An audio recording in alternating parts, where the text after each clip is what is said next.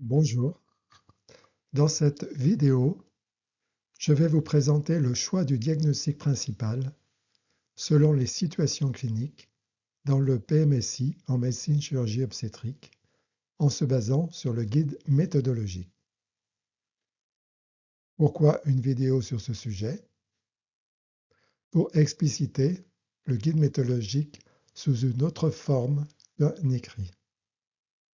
En quoi suis-je légitime pour évoquer cette question, ce sujet? J'ai travaillé 10 ans pour l'ATIH comme médecin. J'ai pu travailler avec les personnes à l'origine du guide méthodologique. J'ai moi-même travaillé sur ce guide et j'ai écrit pour l'ATIH plusieurs milliers d'expertises sur le codage des séjours hospitaliers.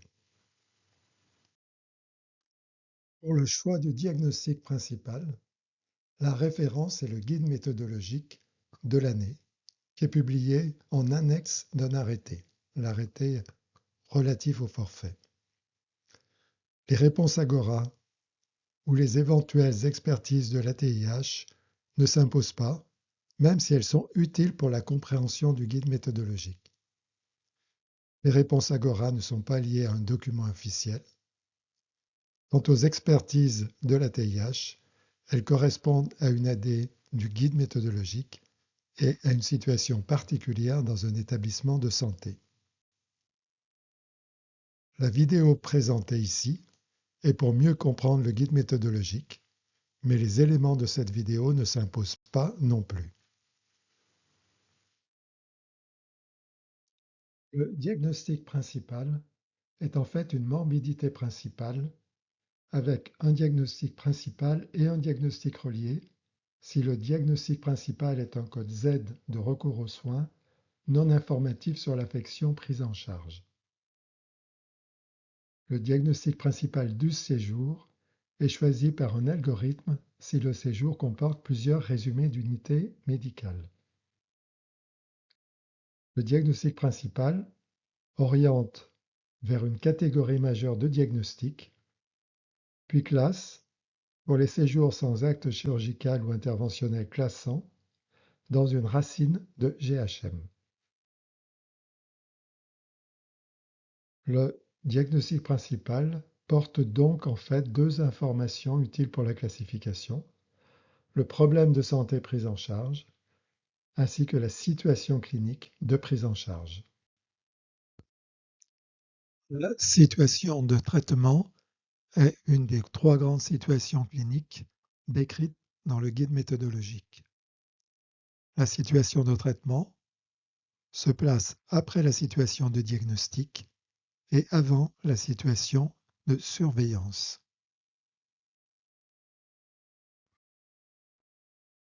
La situation clinique de traitement est celle d'un patient atteint d'une affection connue, diagnostiquée avant l'admission et hospitalisé pour le traitement de celle-ci. Les circonstances du diagnostic préalable n'importent pas. Le diagnostic de l'affection a pu être fait par un médecin, généraliste ou spécialiste de ville, par un SMUR, lors du passage d'une structure d'accueil des urgences, lors d'un séjour précédent dans une autre unité médicale. La situation de traitement est présente lorsque le diagnostic de l'affection est fait au moment de l'entrée du patient dans l'unité médicale et que l'admission a pour but le traitement de l'affection. La situation clinique de traitement se divise en trois sous-situations. Soit le traitement est dit répétitif, de type séance de dialyse ou de radiothérapie. Le diagnostic principal sera un code de séance. Soit il s'agit d'un traitement unique, de type traitement médical, chirurgical ou interventionnel. Le diagnostic principal sera la maladie traitée. Une troisième situation, moins importante, est constituée par les prises en charge prévues mais non effectuées.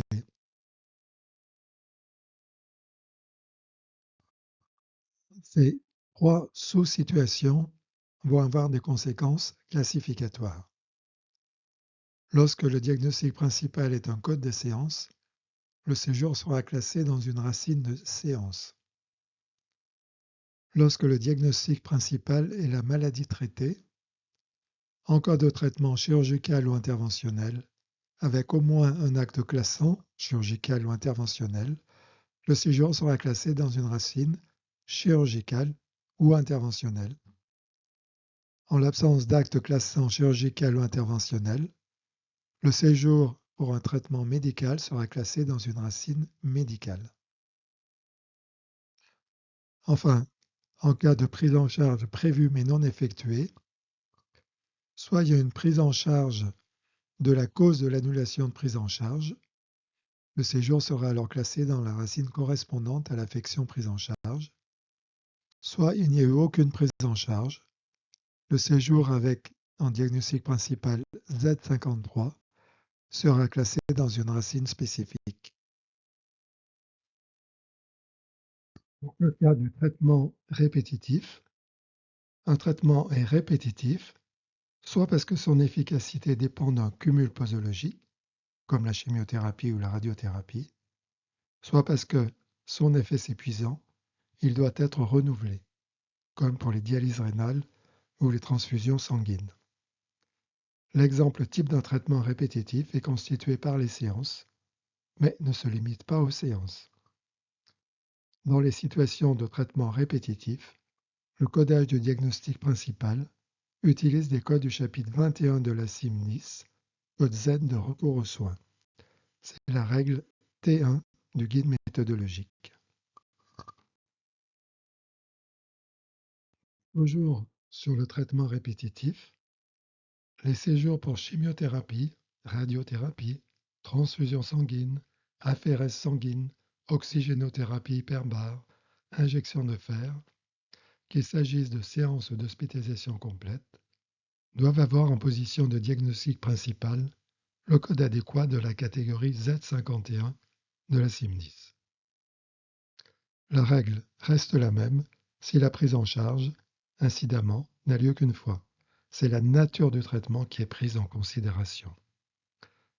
À noter donc qu'il peut exister des traitements répétitifs uniques et inversement, il existe des traitements uniques chirurgicaux en deux temps.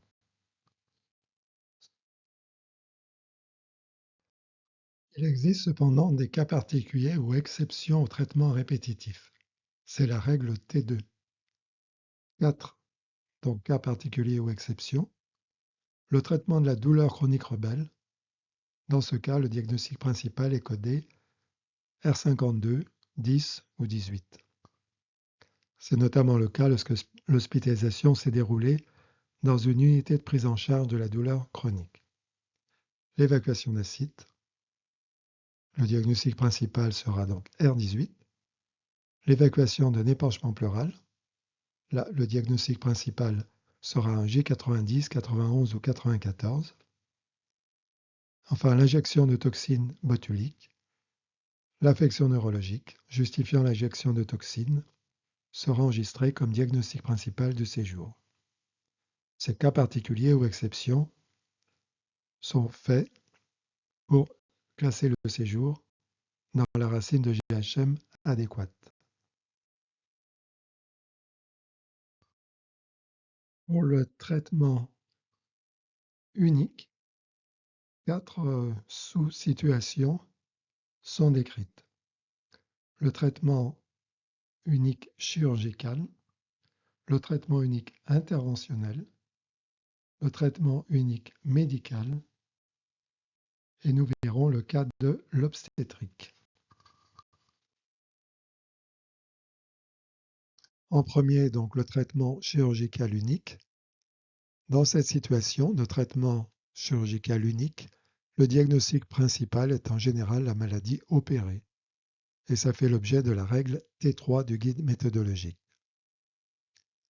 À rapprocher deux cas particuliers, pour lesquels le diagnostic principal peut être aussi la maladie opérée, c'est un acte de chirurgie plastique non esthétique, de réparation d'une lésion congénitale ou acquise, prise en charge par l'assurance maladie obligatoire.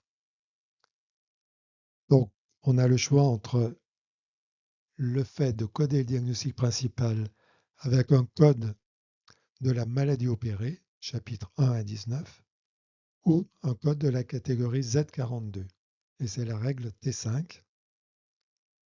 Et un cas particulier du traitement unique en deux temps, la règle T14. Lorsque s'impose une reprise d'un traitement unique chirurgical ou lorsque celui-ci se déroule en deux temps, la situation clinique reste de traitement unique et le diagnostic principal pour ce deuxième temps est encore la maladie opérée. Il existe deux autres cas particuliers de traitement chirurgical unique pris en charge par l'assurance maladie, dans lesquels le diagnostic principal est un code Z de recours aux soins.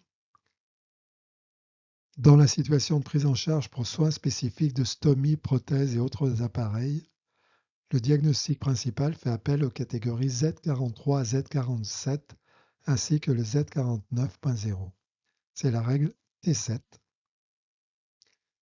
Et l'opération prophylactique, dans la situation de prise en charge pour une intervention prophylactique, le diagnostic principal fait appel à la catégorie Z40. C'est la règle T15 du guide méthodologique.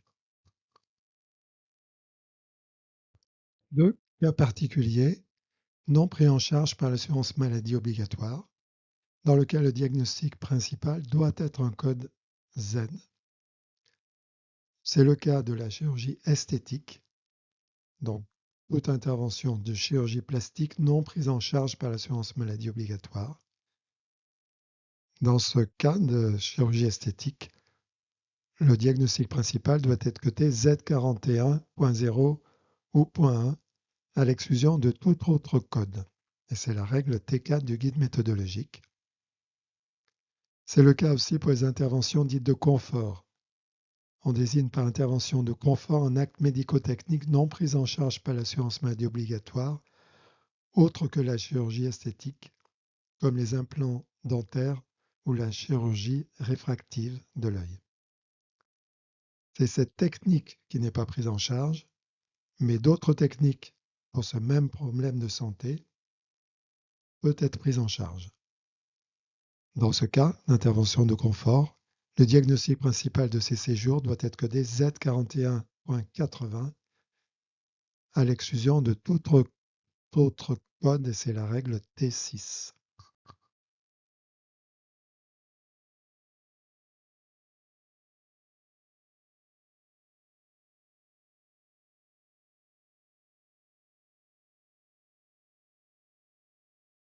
Le traitement chirurgical unique, le traitement interventionnel unique,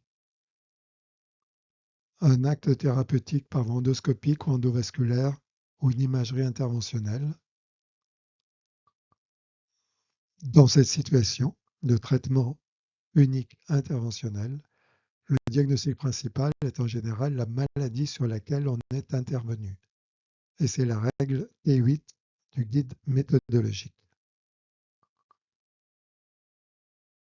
Deuxième cas, c'est le traitement unique médical. Dans cette situation de traitement unique médical, le diagnostic principal est l'affection traitée. C'est la règle T9. À noter qu'il y aura des situations équivalentes au traitement médical unique, à savoir la mise en route de traitement d'une maladie chronique ou de longue durée, chez les patients diabétiques non améliorés par une adaptation ambulatoire du traitement, la nécessité d'une rupture dans la prise en charge globale avec changement de la stratégie thérapeutique. Il est décrit donc des cas particuliers au traitement unique médical. Ces cas particuliers sont la curithérapie ainsi que les irradiations en dose unique. Le diagnostic principal doit alors être codé Z51.01. Comme dans les autres cas d'irradiation externe et interne, c'est la règle T10. L'injection de fer pour carence martiale en injection unique. Le diagnostic principal doit être codé Z51.2, c'est la règle T10. Enfin, les soins palliatifs, dès que leur définition est respectée, le diagnostic principal est codé Z515, soins palliatifs, et c'est la règle T11. À noter que ces cas particuliers le sont pour classer ces séjours dans les racines de GHM adéquates. Donc, nous avons déjà vu les situations équivalentes au traitement médical unique, à savoir la mise en route du traitement d'une maladie chronique ou de longue durée, et chez les patients diabétiques, la nécessité d'une rupture dans la prise en charge globale avec changement de la stratégie thérapeutique. À noter que ces situations sont dites équivalentes pour classer ces séjours dans la racine de GHM, de primo-diagnostic ou de traitement unique d'une maladie. Le cas de l'obstétrique. Même si le guide méthodologique est annoncé pour les activités de médecine, de chirurgie et d'obstétrique, voire d'odontologie, il n'existe pas à proprement parler de situation clinique propre à l'obstétrique. Pour l'accouchement, il est distingué l'accouchement normal de l'accouchement instrumental. Pour l'accouchement normal, on désigne ainsi un accouchement en présentation du sommet, sans complications, chez une femme indemne de toute morbidité obstétricale. Le diagnostic principal du séjour est alors codé O80, accouchement spontané par présentation du sommet, et c'est la règle T12.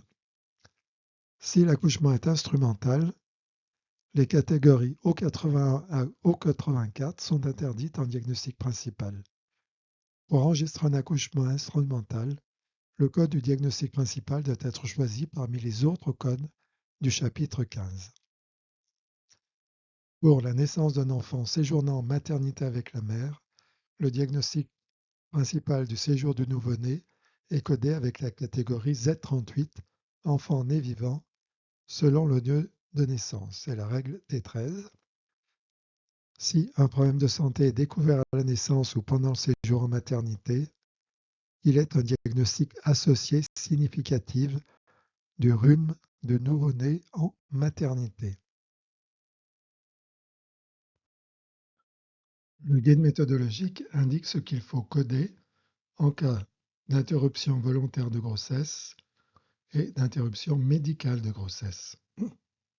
Pour l'interruption volontaire de grossesse, le diagnostic principal du séjour est codé avec la catégorie O04 de la CIM10, interruption médicale volontaire de grossesse. Lorsqu'une complication survient au cours du séjour même de l'interruption volontaire de grossesse, celle-ci est codée par le 4e caractère du code O04.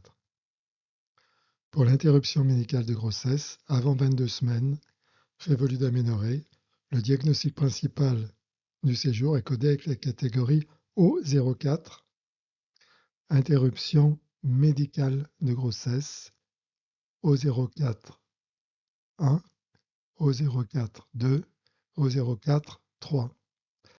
À partir de 22 semaines révolues d'aménorrhée, le diagnostic principal du séjour est la cause fœtale ou maternelle de l'interruption médicale de grossesse.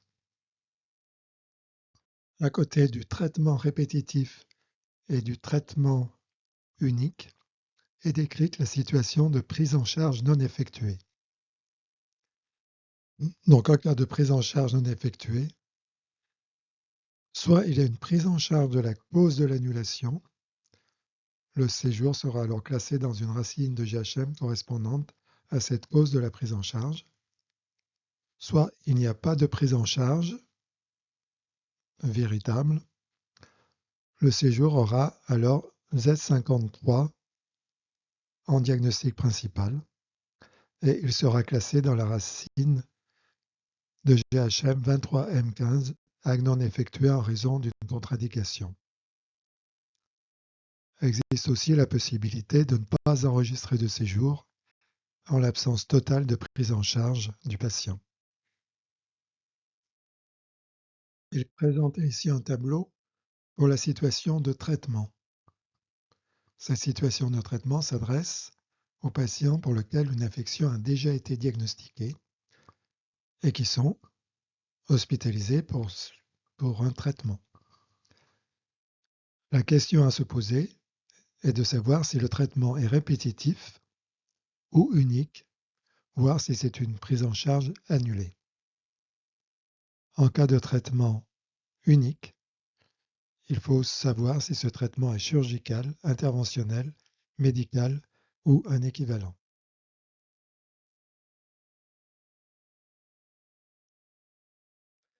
Conclusion, le diagnostic principal est un élément essentiel pour le groupage des séjours hospitaliers. Il est choisi en fonction des situations cliniques.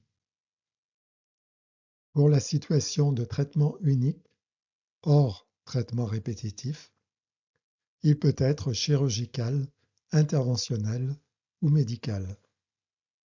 L'obstétrique se rattache à cette situation de traitement unique. J'espère que les informations contenues dans cette vidéo vous auront été utiles et je vous remercie de votre attention.